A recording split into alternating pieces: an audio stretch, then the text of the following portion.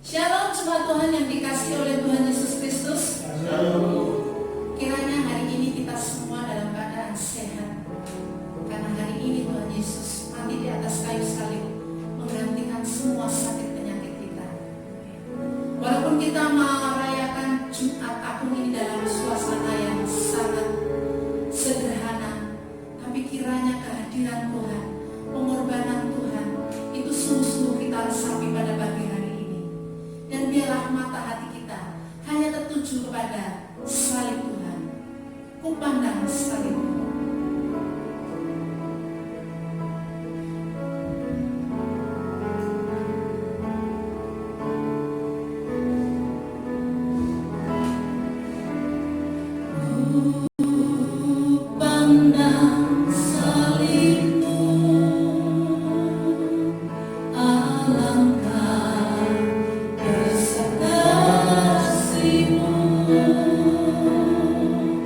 Tusukan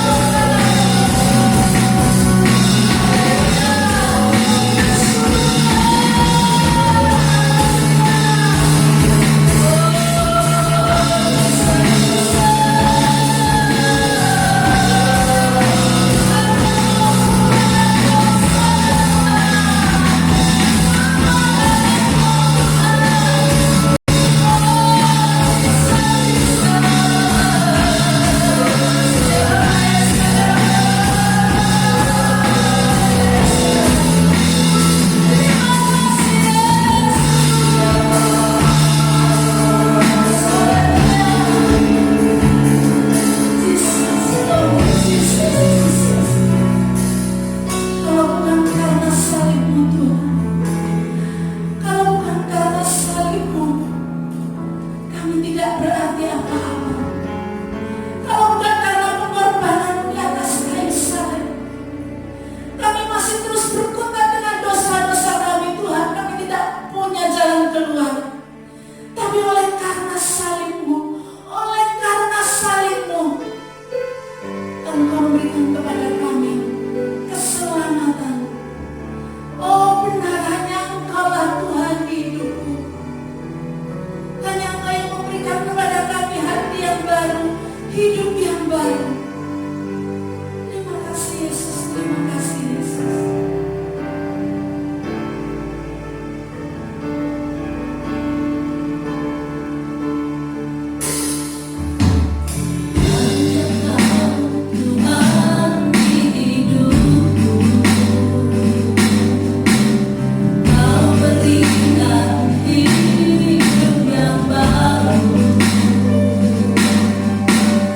Dalam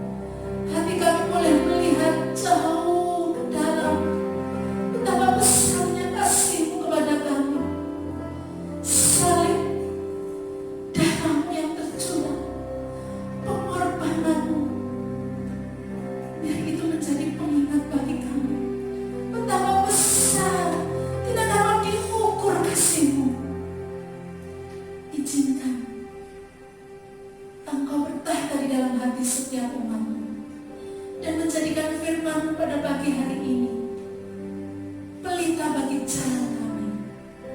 Berkati badannya yang akan menyampaikan kebenaran firman-Mu, karena hati kami siap untuk mendengarkan.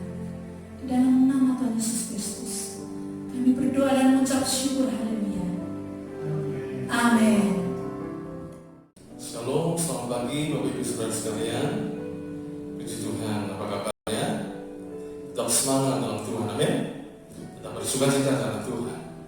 Ya, meskipun hari ini ya kita tetap masih beribadah di rumah, tetapi tidak mengurangi sukacita kita untuk terus dalam ibadah bersukacita karena Tuhan. Baik, ya situasi dan keadaan tidak menghalangi sukacita kita. Kondisi tidak menghalangi kita bisa tetap bersukacita. Amin. Coba katakan kiri kananmu, mungkin engkau yang ada di rumah, ayo bersukacita. Ayo saplek, ya orang Jawa ngomong saplek. Ayo sukacita, sukacita. Ya, sukacita. Puji Tuhan. Hari ini saudara, kita memperingati satu peristiwa yang luar biasa yang kita sebut sebagai Jumat Agung. Ya, Jumat Agung. Ini yang kita bersyukur kita hidup di Indonesia dan pemerintah di Indonesia menjadikan hari Jumat Agung juga sebagai hari libur. Ya, artinya saya percaya Tuhan punya rencana supaya orang tahu, orang mencari tahu, orang mungkin bertanya-tanya ada apakah di hari Jumat ini. Ya, kenapa kok orang Kristen memperingati hari Jumat Agung atau biasanya di kalender disebutkan sebagai hari kematian Isa Al-Masih. Baik, hari ini saudara kita akan belajar tentang peristiwa yang terjadi hari Jumat Agung. Baik, kenapa kok hari ini disebut Jumat Agung? Apakah beda dengan hari Jumat yang lain? Harinya sama, 24 jam sama. Tapi yang berbeda adalah kita sedang memperingati satu peristiwa yang terjadi 2000 tahun yang lalu. Satu peristiwa yang ditulis di dalam Alkitab dan bisa dibuktikan di dalam sejarah. Peristiwa ini terjadi 2000 tahun yang lalu, yaitu peristiwa tentang matinya Yesus di kayu salib.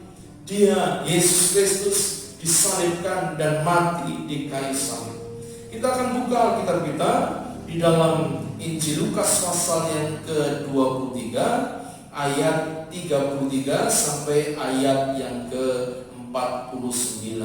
Firman Tuhan berbunyi demikian. Ketika mereka sampai di tempat yang bernama Tengkorak, mereka menyalibkan Yesus di situ dan juga kedua orang penjahat itu, yang seorang di sebelah kanannya dan yang lain di sebelah kirinya. Jadi waktu Yesus ditangkap, Yesus diadili, kemudian Yesus disiksa, Yesus dipermalukan, akhirnya Yesus disalibkan. Ini sebuah peristiwa yang panjang, ya, yang panjang. Ya, ada orang yang mempercayai Yesus seperti kita mempercayai, meyakini, ya Yesus mati disalibkan hari Jumat. Tapi ada juga yang lain yang percaya kepada Yesus bukan hari Jumat, tapi hari Rabu. Ya, nggak jadi masalah lah. Tapi yang penting Yesusnya itu sama. Ya, yang penting Yesusnya juga mati disalibkan. Itu yang penting. Ya, yang penting Yesusnya bangkit dari kematian, bukan Yesus yang lain. Jadi itu yang perlu kita mungkin tegang sama-sama. Yesus yang sama, Yesus yang mati. Dan dikatakan di sini, ketika Yesus ditangkap, diadili, kemudian Yesus harus disalibkan, lalu mereka membawa Yesus ke tempat yang bernama Tengkorak atau Bukit Tengkorak. Lalu di sanalah Yesus disalibkan bersama dengan ada dua orang penjahat yang disalibkan di kiri dan di kanan Yesus. Waktu Yesus disalibkan, Yesus berkata, "Ya Bapa, ampunilah mereka, sebab mereka tidak tahu apa yang mereka perbuat," dan mereka membuang undi untuk membagi pakaiannya. Saudara perhatikan, waktu Yesus disalibkan ada banyak orang di sekitar. Mereka tidak melihat dari jauh, bahkan para tentara Romawi, mereka membuang undi untuk memperebutkan baju Yesus. Artinya mereka ada di sekitar. Ada banyak orang melihat. Artinya apa? Ada saksi. Ada saksi yang menyaksikan bahwa benar yang disalibkan itu Yesus. Selanjutnya dikatakan, orang banyak berdiri di situ dan melihat semuanya. Apalagi Alkitab dikatakan orang banyak, berarti lebih daripada satu, mungkin lebih dari 2, mungkin lebih dari 5, mungkin lebih dari 10. Kalau hanya 5 belum tentu disebut orang banyak. Tapi kalau disebut orang banyak artinya jumlahnya sangat banyak. Tentu mereka menjadi saksi hidup bahwa benar yang disalibkan itu Yesus, bahwa benar yang mati itu Yesus. Kalau hari ini ada orang yang menyaksikan bukan Yesus yang mati disalibkan, apalagi orang yang hidup ratusan tahun setelah itu lalu menyatakan bukan Yesus yang disalibkan, sudah lebih percaya mana? Lebih percaya bahwa Alkitab menyatakan ada banyak saksi yang melihat bahwa Yesus disalibkan, atau orang yang hidup jauh setelah itu yang baru mengatakan bukan Yesus yang disaksikan, yang disalibkan. Tentu kita mempercayai firman Tuhan karena Alkitab menunjukkan bukti yang cukup. Kalau hari ini ya dalam pengadilan biasanya 2 orang saksi cukup untuk menyatakan itu benar, sah atau tidak. Alkitab memberi kepada kita bukan hanya 2 saksi, tapi banyak orang berdiri di situ melihat semuanya. Saksi adalah orang yang melihat dengan mata kepala sendiri. Dikatakan pemimpin-pemimpin mengecek dia, katanya orang lain ia selamatkan, biarlah sekarang ia menyelamatkan dirinya sendiri jika ia adalah Mesias, orang yang dipilih Allah. Jelas perkataan ini ditujukan kepada Yesus. Siapa yang dianggap Mesias? Yesus, bukan yang lain. Siapa yang melakukan Yesus? Mereka pegang Yesus, mereka tangkap Yesus, dan mereka salibkan Yesus. Ayat 36, juga prajurit-prajurit mengolok-olokkan dia. Mereka menunjukkan anggur asam kepadanya dan berkata, jika engkau adalah raja orang Yahudi, selamatkanlah dirimu. Ada juga tulisan di atas kepalanya, inilah raja orang Yahudi. Seorang dari penjahat yang digantung itu menghujat dia, katanya, bukankah engkau adalah Kristus? Selamatkanlah dirimu dan kami. Tetapi yang seorang menegur dia, katanya, tidakkah engkau takut juga tidak kepada Allah, sedangkan kau menerima hukuman yang sama? Kita memang selayaknya dihukum, sebab kita menerima balasan yang setimpal dengan perbuatan kita. Tapi orang ini tidak berbuat sesuatu yang salah. Lalu ia berkata, Yesus, ingatlah akan aku apabila engkau datang sebagai raja. Kata Yesus padanya, aku berkata kepadamu, sesungguhnya hari ini juga engkau akan bersama-sama dengan aku di dalam Firdaus. Ayat 44. Ketika itu hari sudah kira-kira jam 12. Lalu kegelapan meliputi seluruh daerah itu sampai jam 3. Sebab matahari tidak bersinar dan tabir bait suci terbelah 2. Lalu Yesus berseru dengan suara nyaring, ya Bapa, ke dalam tanganmu ku serahkan nyawaku. Dan sudah berkata demikian, ia menyerahkan nyawanya. Ketika kepala pasukan melihat apa yang terjadi, ia memuliakan Allah, katanya, sungguh orang ini adalah orang benar. Ada saksi lagi yang kuat, yaitu seorang kepala pasukan tentara Romawi. Dan sesudah seluruh orang banyak itu, saksi lagi yang datang berkerumun di situ untuk tontonan itu, melihat apa yang terjadi itu, pulanglah mereka sambil memukul-mukul diri. Semua orang yang mengenal Yesus dari dekat, termasuk perempuan-perempuan yang mengikuti dia dari Galilea, berdiri jauh-jauh dan melihat semuanya. Saudara, di hari ini Jumat Agung kita memperingati akan kematian Yesus di kayu salib. Kalau ada banyak orang meragukan akan siapa yang mati di kayu salib, tapi hari ini kita membaca firman Tuhan, Alkitab memberikan bukti kepada kita, bukti yang dapat dipercaya, bahwa ada banyak orang yang melihat, bukan saja dari jauh, tapi dekat, bahkan amat sangat dekat. Tentara-tentara Romawi, mereka amat sangat dekat. Bagi tentara Romawi penting, karena mereka mendapat mandat dari negara untuk menyalibkan Yesus, memastikan bahwa orang yang ada di hukuman itu mati.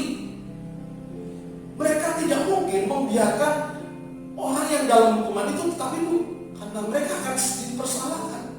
Mereka memastikan, mereka tunggu sampai benar-benar orang yang disalibkan itu mati.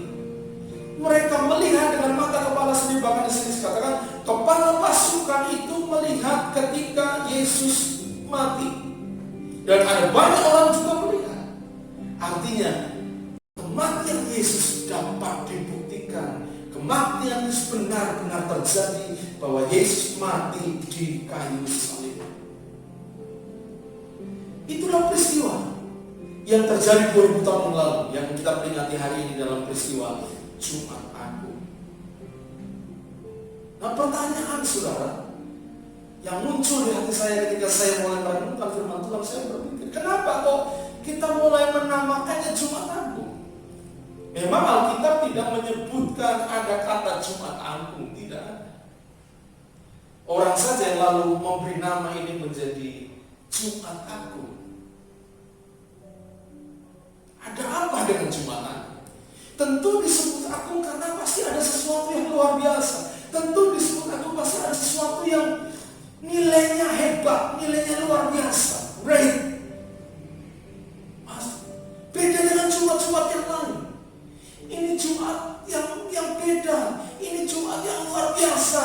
Ini Jumat yang dahsyat. Pasti ada sesuatu yang menarik. Apa itu?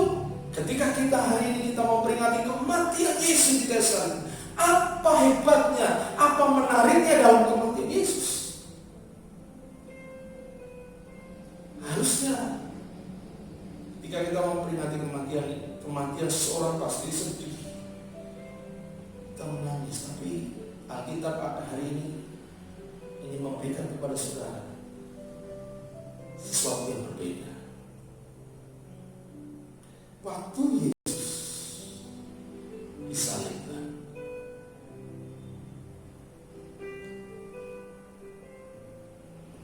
Yesus lalu mati, dan dia benar-benar mati. Ada banyak mata yang melihat Yesus benar-benar mati. Jadi gak usah berbelit hari ini kalau ada orang yang meragukan Yesus benar-benar mati. Gak usah berbelit, karena apa?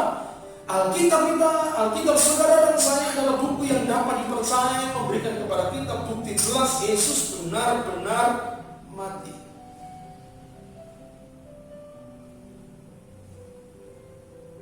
Tubuhnya mati. Apa yang terjadi waktu dia mati?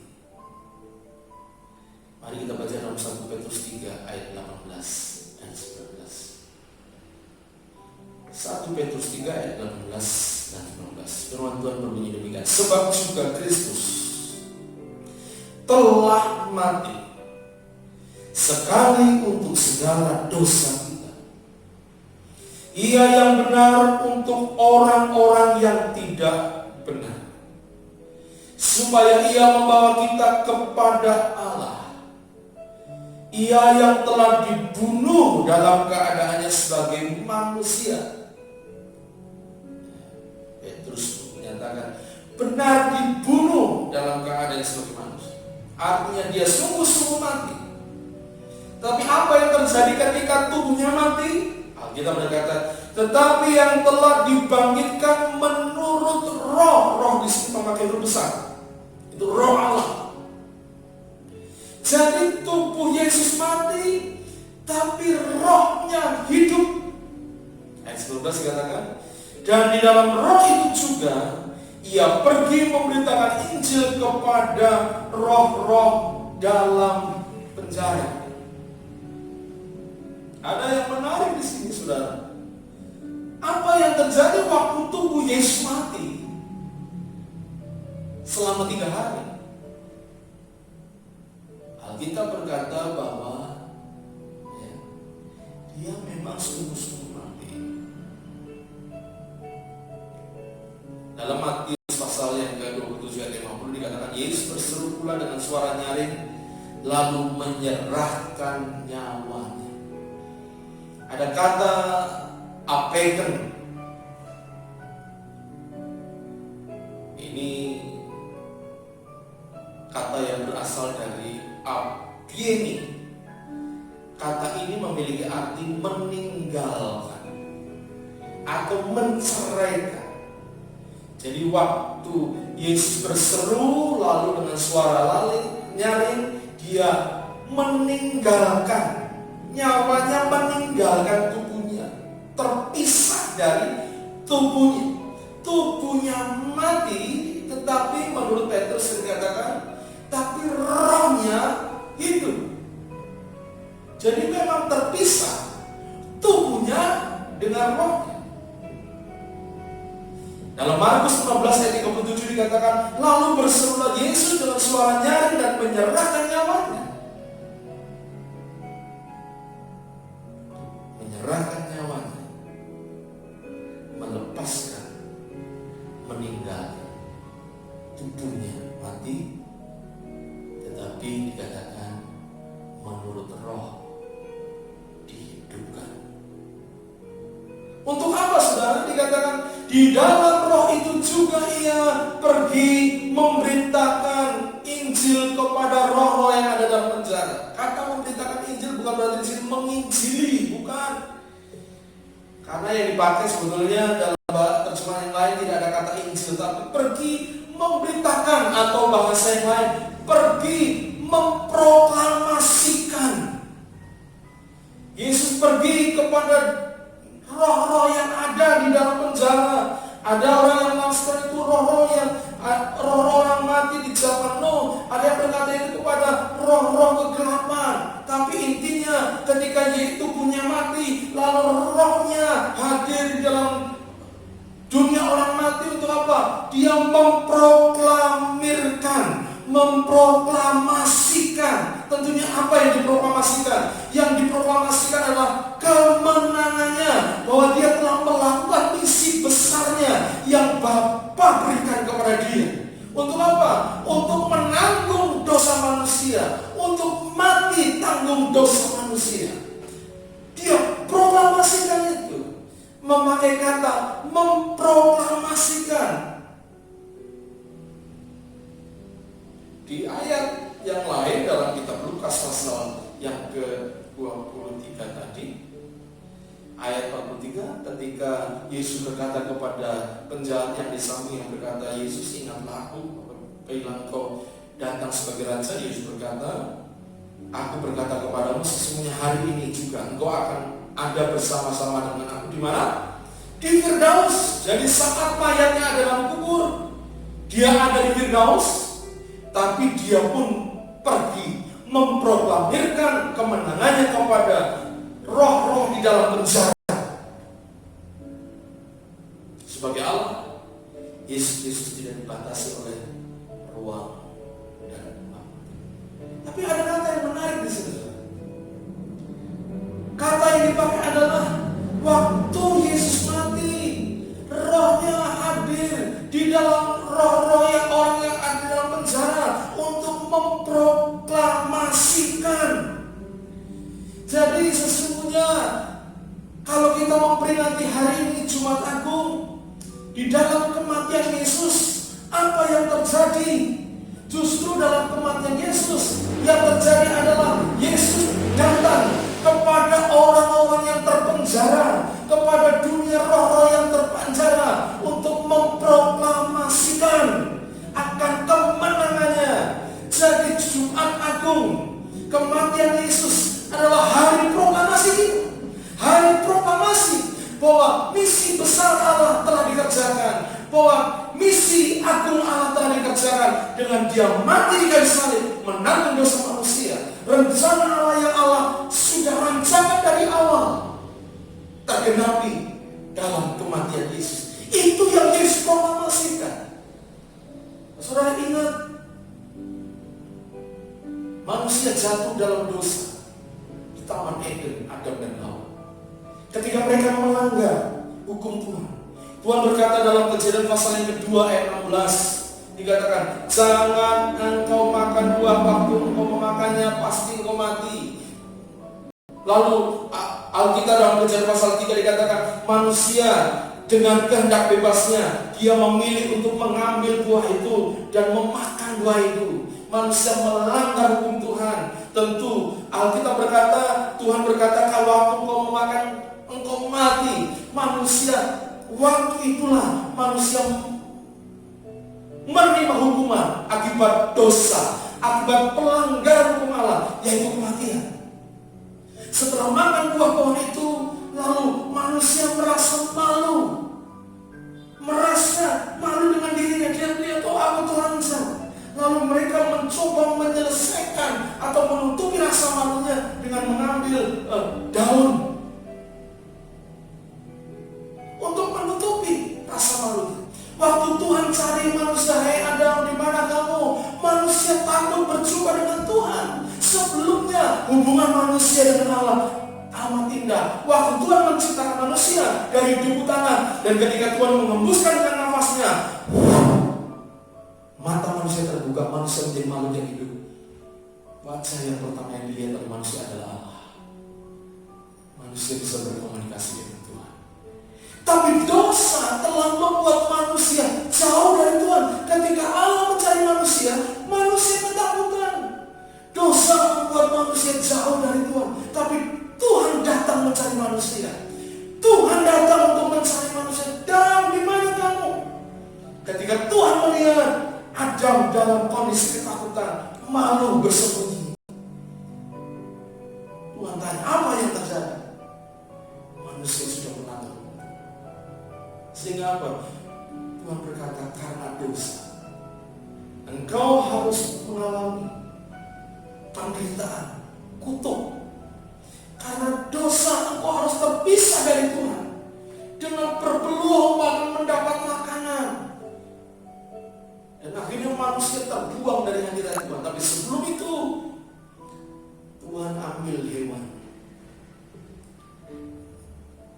Saya percaya Tuhan pasti menyembelihnya. Enggak tahu bagaimana caranya, tapi diambil kulitnya dan dibuatkan kulit itu menjadi pakaian untuk manusia, untuk menutupi ketelanjangannya. Kejadian pasal 3 ayat 21. Itu sebetulnya Tuhan sedang bicara kepada manusia. Hatiku tetap ingin untuk menutupi ketelanjanganmu, dosamu. Aku mau menyelesaikan persoalan dosamu. Tuhan memberikan tanda, yaitu harus ada darah hewan yang tercurah, baru engkau bisa diselesaikan dosamu. Tuhan sudah bicara jauh ke depan. Harus ada korban yang bisa menggantikan manusia. Dan korban yang sempurna adalah korban Yesus. Yesus diutus oleh Allah Bapa turun menjadi manusia. Menjadi manusia, hidup di tengah-tengah manusia, dan untuk mati menjadi korban manusia. Iblis mencoba menggagalkan rencana Allah ketika dalam proses kelahiran Yesus yang kita peringati pada hari Natal. Kita mendengar cerita bagaimana lewat Herodes. Herodes mencoba untuk menggagalkan. Dia bunuh setiap anak-anak kecil dengan tujuan salah satunya nanti pasti Yesus juga ikut terbunuh. Tapi rencana Allah tidak pernah gagal. Rencana Tuhan tidak pernah meleset. Terus berjalan sampai di kayu saliblah tergenapi segala rencana Allah melalui Yesus. Itulah yang diproklamasikan. Yesus hadir, rohnya hadir kepada orang roh-roh yang terpenjara, bahwa rencana Allah sudah tergenapi, bahwa rencana Allah sudah digenapi, dilakukan, bahwa Tuhan sudah menyatakan kasih kepada manusia. Korban di kayu salib sudah terjadi. Dia sudah mati untuk menanggung dosa manusia. Misi besar Allah sudah terjadi. Itu yang diproklamasikan saat terjadi peristiwa salib. Jadi seharusnya peristiwa Jumat Agung, peristiwa salib adalah peristiwa proklamasi kita. Mari kita proklamasikan kepada orang-orang yang terpenjara. Hari ini berita kepada saudara yang terpenjara oleh karena keadaan mungkin, terpenjara oleh karena dosa,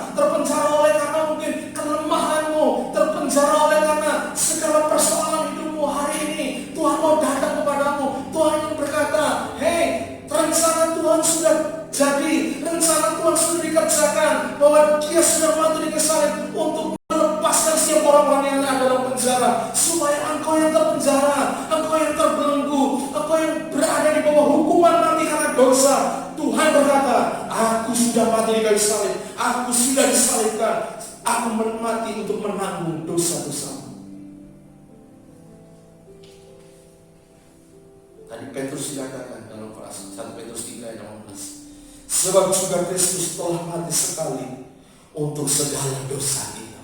Untuk semua dosa-dosamu Yesus sudah mati sudah. Kalau kita mau hitung dosa berapa banyak ya? Malu kita ya. Wah, dosa pikiran, dosa perkataan, dosa perbuatan. Sehingga kalau kita mau berusaha mencari keselamatan dengan perbuatan kita tentu mustahil. Karena apa? Manusia tidak bisa lepas dari dosa. Ya. Saudara, kita punya anak, kita nggak pernah mengajari anak kita untuk berbohong. Tapi mereka berbohong. Dari mana? Karena dosa. Kalau ada orang dunia berkata anak yang lain itu seperti selembar kertas putih bersih, Alkitab berkata berbeda. Dalam Roma 3 ayat 23 dikatakan, semua orang, semua manusia telah berbuat dosa dan telah kehilangan kemuliaan Allah. Ayat yang sebelum dikatakan, tidak ada yang benar seorang pun tidak. Seorang itu bukan bicara tentang orang dewasa saja, tapi ketika manusia dilahirkan pun dilahirkan dari benih dosa. Makanya anak kecil perlu juga mendengar berita tentang keselamatan Yesus, supaya mereka boleh diselamatkan. Manusia hidup dalam dosa. Tidak ada satu orang, kita nggak bisa melepaskan diri, kita nggak bisa mencari, mencoba kita supaya selamat dengan usaha kita. Sebab semua, kata Tuhan, kebaikan manusia di hadapan Tuhan itu seperti kain lapin yang kotor, seperti gombal di hadapan Tuhan, tidak ada artinya. Untuk menuju dosa, tak mungkin. Tapi Tuhan sudah memberikan jalan keluar. Hari ini kematian Yesus, hari ini ketika kita memperingati Jumat Agung, hari ini Tuhan yang berkata, inilah kesempatan untuk kita proklamasikan kepada orang-orang yang terbelenggu. Hari ini kau yang sedang terbelenggu, engkau yang sedang menderita, engkau yang sedang putus harapan, engkau yang sedang mungkin kehilangan masa depan, engkau yang sedang berkata, aku gak bisa berbuat apa-apa, aku orang berdosa. Ada berita sukacita, ada berita yang membahagiakan kita, ada berita yang luar biasa, ada berita yang dahsyat, yaitu apa? Dia yang datang sudah mati untuk menanggung dosamu, untuk menanggung penderitaanmu, untuk menanggung segala masalahmu, untuk menanggung segala persoalanmu, supaya engkau tidak lagi engkau yang menanggung, bukan lagi engkau yang mengalami penderitaan. Dia sudah cukup disalibkan untuk gantikan hidup saudara. Itu yang menjadi pusat penderitaan kita hari ini dalam Jumat Agung. Kematian Yesus adalah proklamasi bahwa ada pembebasan. Proklamasi yang kita perlu beritakan hari ini. Saudara, kalau kita baca di dalam Galatia pasal 6 ayat yang ke-14. Galatia pasal yang ke-6 ayat 14. Mari kita baca. Alkitab berbunyi demikian, tetapi aku sekali-kali tidak mau bermegah selain dalam salib Tuhan kita Yesus Kristus. Sebab olehnya dunia telah disalibkan bagiku dan aku bagi dunia. Paulus berkata, sekali-kali yang jadi kemegahanku, kebanggaanku bukan yang lain, hanya ada satu, yaitu salib Kristus. Paulus berkata, salib itulah kebanggaanku, salib itulah kemegahanku. Sekali-kali tidak ada pun di dunia ini yang dapat aku banggakan. Padahal kalau kita tahu saudara, siapa Paulus? Dia orang yang punya latar belakang pendidikan tinggi, punya punya jabatan tinggi, semua dibanggakan. Orang bisa banggakan akan jabatan. Hari-hari ini ada banyak orang bangga dengan jabatan, ada banyak orang bangga dengan titel, ada banyak orang bangga dengan kedudukan posisi, ada banyak orang bangga dengan harta dunia, ada banyak orang bangga dengan posisi. Paulus berkata, semua anggap sampah.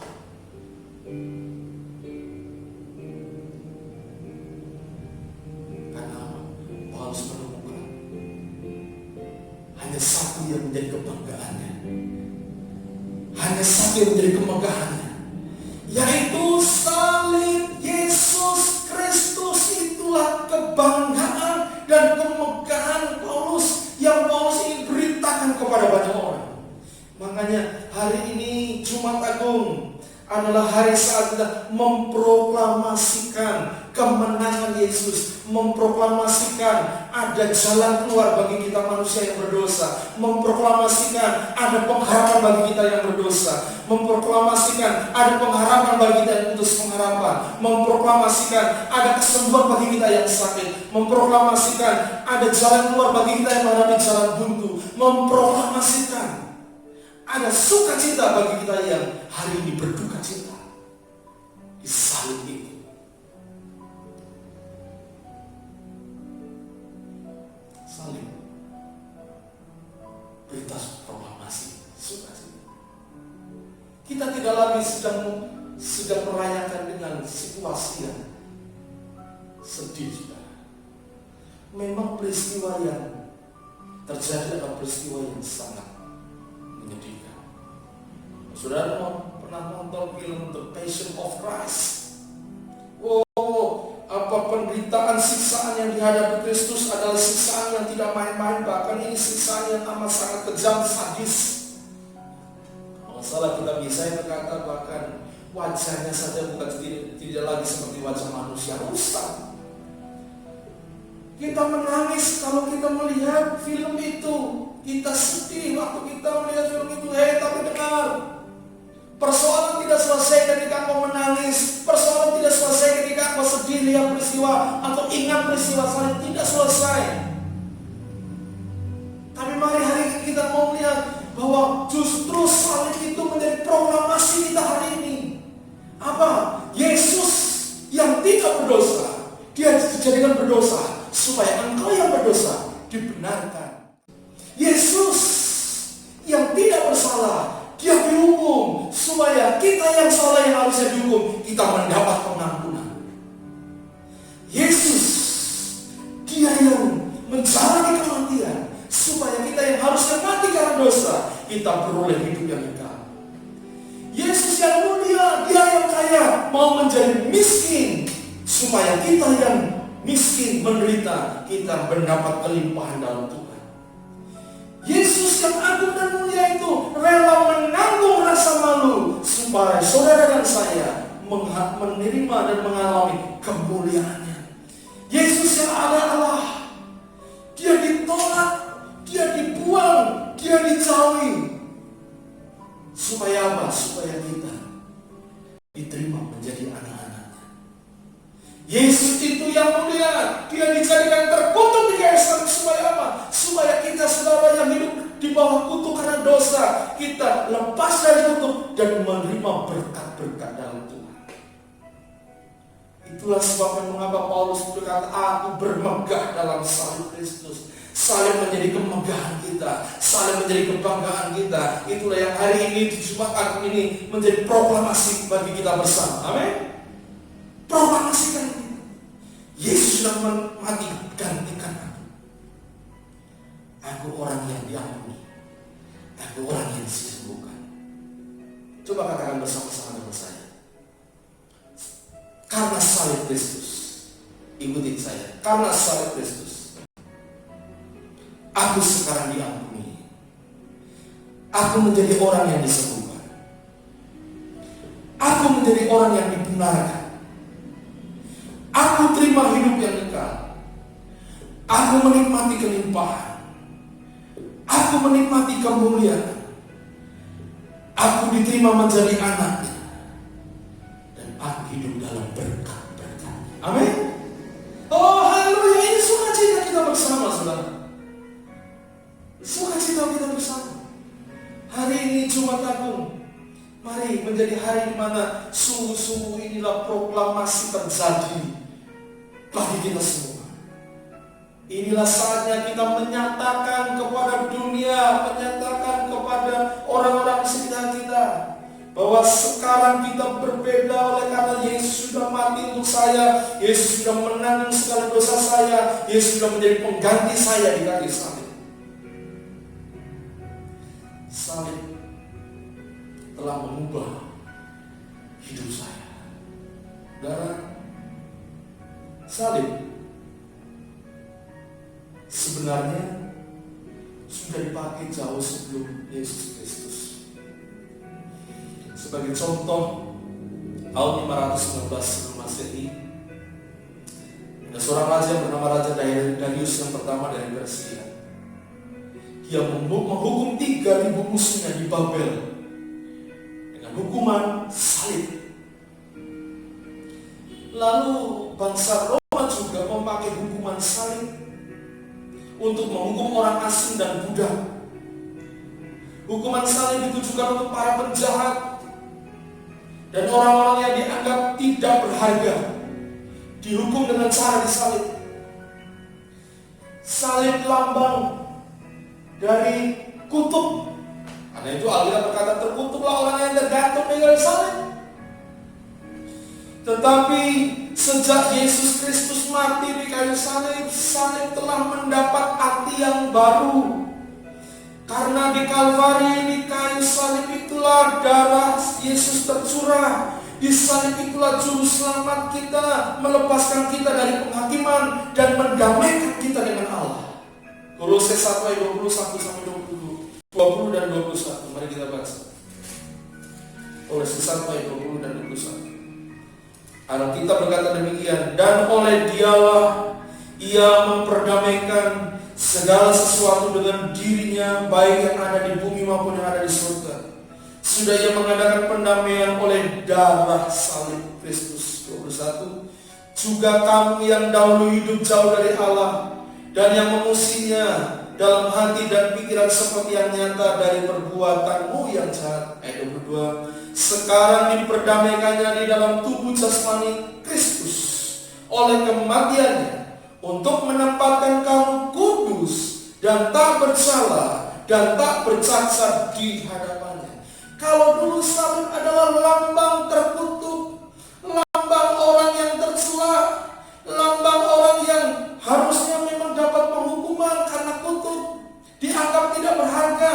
Tetapi ketika Yesus disalibkan, justru salib mendapat arti yang baru. Kenapa? Karena ketika Dia disalibkan, disitulah salib membuat yang tercela menjadi tidak tercela. Salib membuat yang terpisah dari Allah, membuat tidak terpisah, diperdamaikan dengan Allah.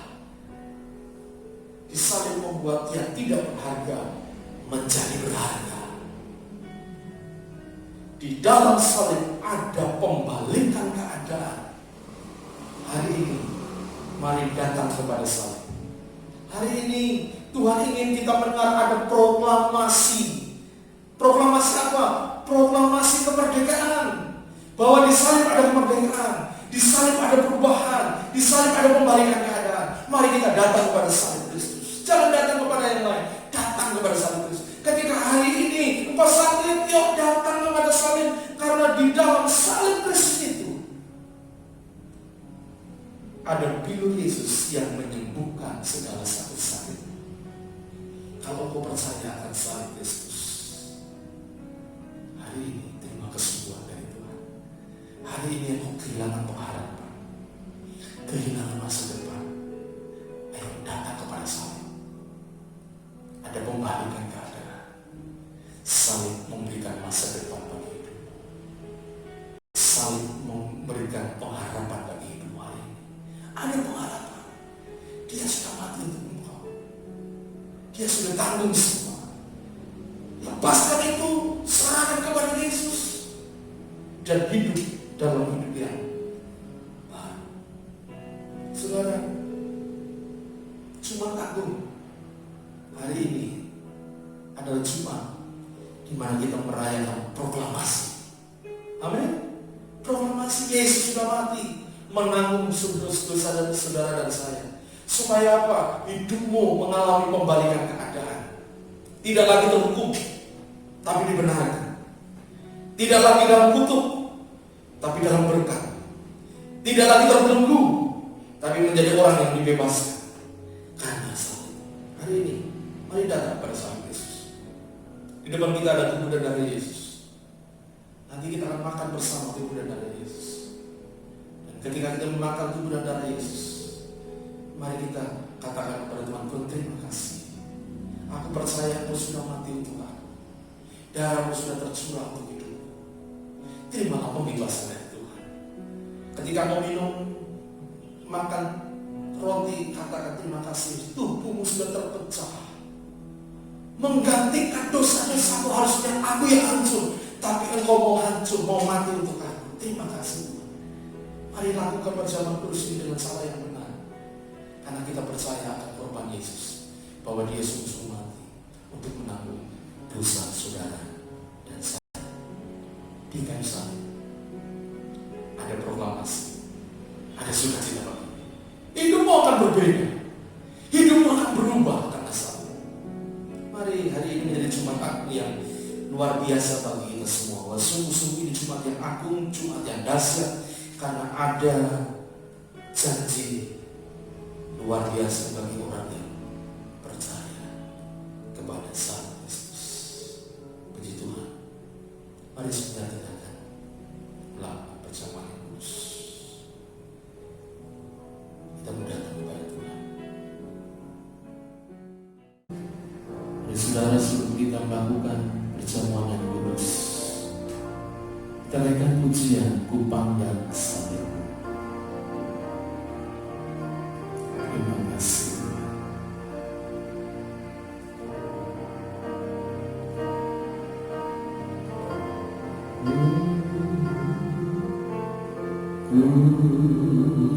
Pandang salibmu,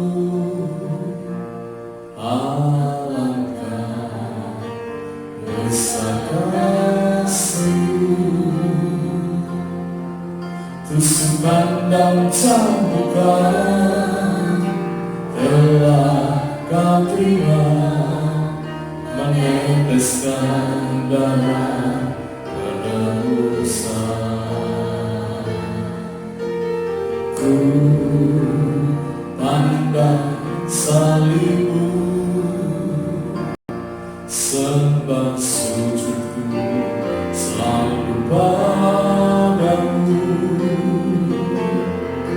Juru selamat bagi jiwamu, bagi jiwaku. Engkau Yesus, Tuhan penebusku.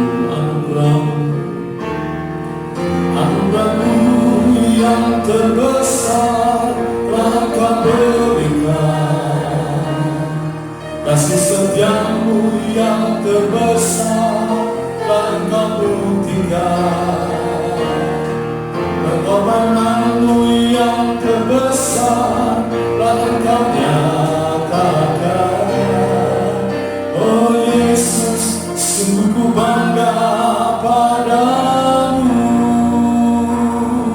Anugerah-Mu yang terbesar telah Engkau berikan.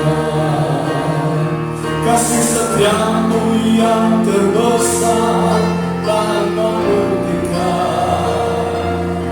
Pengorbanan-Mu yang terbesar telah Engkau nyatakan. Oh Yesus, sungguh ku bangga padamu.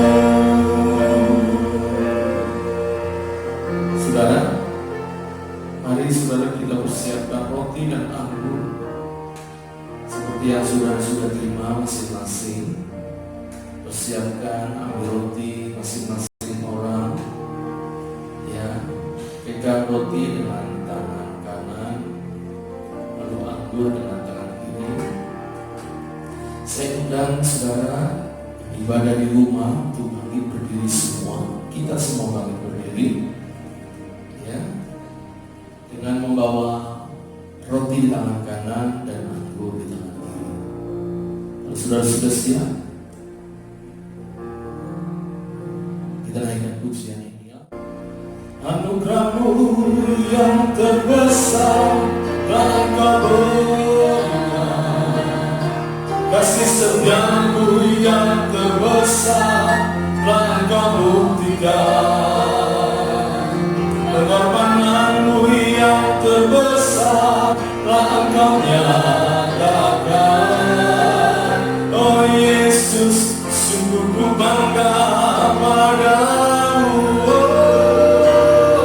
Anugerah-Mu yang terbesar telah Engkau berikan, kasih setia-Mu yang terbesar telah Engkau buktikan, pengorbanan-Mu yang terbesar telah Engkau nyatakan.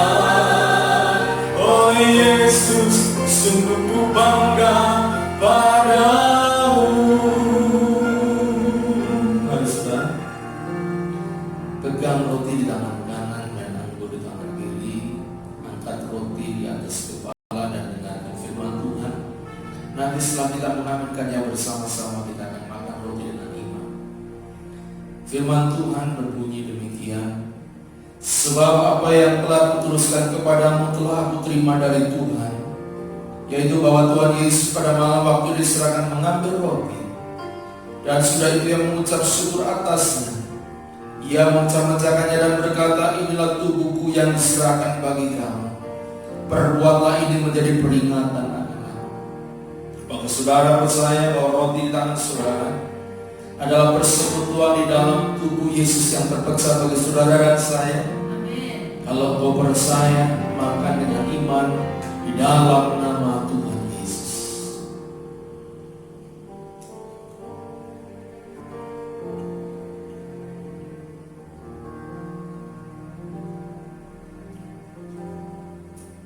Haleluya. Mari kita angkat anggur dengan tangan kanan di atas kepala, dengarkan firman Tuhan. Setelah kita mengaminkannya, kita akan minum bersama-sama. Demikian juga yang mengambil cawan sudah makan, lalu berkata, cawan ini adalah perjanjian baru yang dimeteraikan oleh darah. Perbuatlah ini setiap kali kamu meminumnya menjadi peringatan akan aku. Bapak Ibu saudara dikasihi Tuhan, cawan di tangan saudara. Apakah saudara percaya bahwa cawan anggur di tangan saudara ini adalah persekutuan di dalam darah Yesus Kristus Tuhan? Amin. Kalau kau percaya hari ini, mari kita minum dengan iman di dalam nama Tuhan Yesus.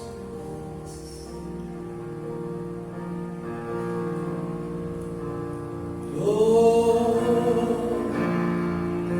terima kasih Tuhan. Haleluya, mari kita naikkan syukur bersama. Haleluya.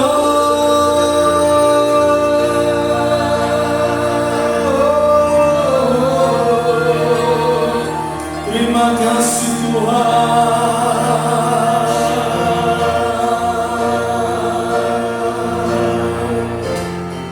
Katakan bersama, anugerah-Mu yang terbesar telah Engkau berikan. Terima kasih Tuhan.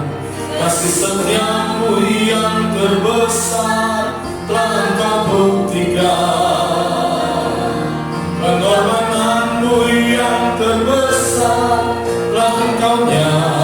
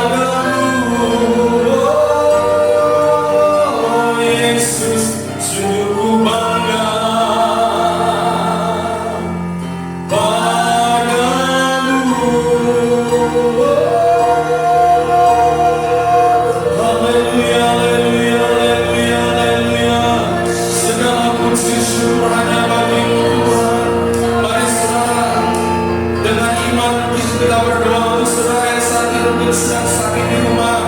Taruh tangan kananmu, di atas kepala naikkan, lalu taruh tangan kiri, taruh di dada saudara. Kita berdoa. Bapa dalam surga, terima kasih, kami percaya darah-Mu tercurah itu anugerah kesembuhan bagi kami. Setiap kami yang sakit hari ini, kami yang berada di rumah, kami percaya pilu Yesus menyembuhkan kami. Darah Yesus itu hadir untuk menyucikan kami. Di dalam nama Yesus, setiap sakit penyakit Kau angkat Tuhan di dalam nama Yesus, dan Kau memberikan kesembuhan hari ini di dalam nama Yesus. Terima kasih untuk setiap anak-anak-Mu yang hari ini berkorban berat Tuhan. Mereka yang dalam mungkin persoalan-persoalan yang berat, hari ini Tuhan juga Engkau hadir Tuhan. Engkau lihat tangan-tangan yang terangkat, Engkau hadir untuk menolong, Engkau hadir untuk memberikan kelegaan, Engkau hadir untuk memberikan damai sejahtera saat ini di dalam nama Yesus. Oh Tuhan, di dalam nama Yesus kami percaya Engkau akan membawa mereka semua, kami semua kepada kemenangan Tuhan. Karena kami tahu Tuhan, di salib Engkau sudah, oh Tuhan, mati untuk kami, untuk menebus dosa kami, supaya kami yang mati, supaya kami yang binasa boleh terima hidup yang kekal, boleh terima kemenangan karena salib Tuhan. Terima kasih, sehingga hari ini kami percaya setiap kami boleh menjadi orang-orang yang lebih daripada pemenang. Terima kasih Tuhan, kami juga berdoa hari ini untuk bangsa kami Tuhan. Mari Tuhan, hari-hari ini bangsa kami sedang menghadapi persoalan yang besar. Oh, ada virus Tuhan corona yang saat ini sedang Tuhan menyerang bangsa kami, bahkan menyerang bangsa-bangsa. Hari ini kami mohon Tuhan, kiranya lawatan-Mu terjadi atas Indonesia khususnya Tuhan. Selamatkan Indonesia. Kiranya kesembuhan boleh terjadi atas Indonesia. Engkau pakai para pemimpin kami, Presiden, terus para menteri sampai jajaran yang paling bawah, berikan hikmat kepada mereka sehingga mereka boleh membawa bangsa ini kepada arah yang benar. Terima kasih Bapak, terima kasih. Kami percaya ini saatnya Tuhan, ketika kegelapan terjadi, maka terang Allah akan muncul, terang Allah akan hadir, kuasa Allah akan dinyatakan. Terima kasih Tuhan. Terima kasih Tuhan, tubuh dan darah yang menjadi jaminan akan keselamatan kami. Kami terima dan ucapkan syukur di dalam nama Tuhan Yesus. Dalam nama Tuhan Yesus haleluya. Kita akan akhiri ibadah kita hari ini dengan naikkan pujian, segala pujian dan hormat dan syukur kepada Tuhan.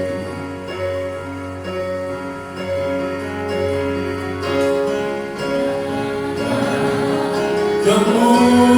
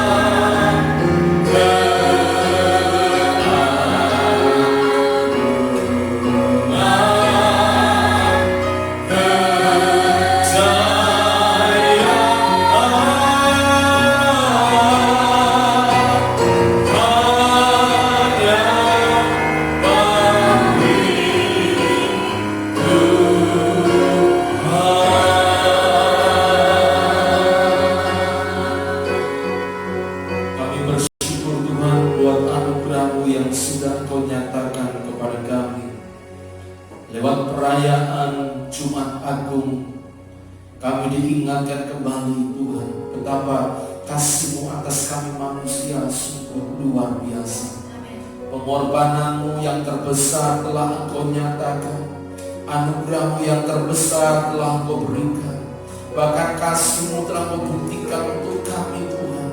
Terima kasih Tuhan, terima kasih. Kami Percaya Tuhan bahwa masa depan kami pasti karena Engkau sudah memberikan jalan yang terbaik bagi kami.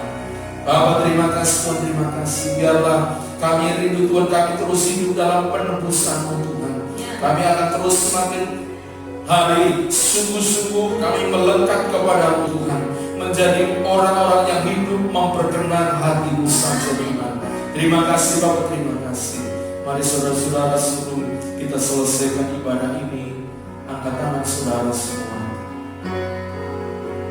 Terima kasih Bapak, kiranya hari ini Tuhan turunkan berkat-Mu atas setiap umat Tuhan.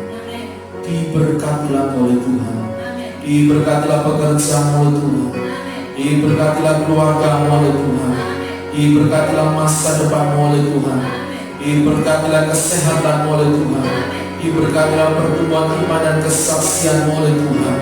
Berkat daripada Allah Bapa, cinta kasih daripada Tuhan Yesus, serta kuasa Roh Kudus menyertai kita dari mulai hari ini sampai Maranatha. Tuhan datang yang kedua kali. Di dalam nama Tuhan Yesus yang diberkati, mari kita akan katakan bersama-sama. Amin. Amin. Puji Tuhan. Puji Tuhan.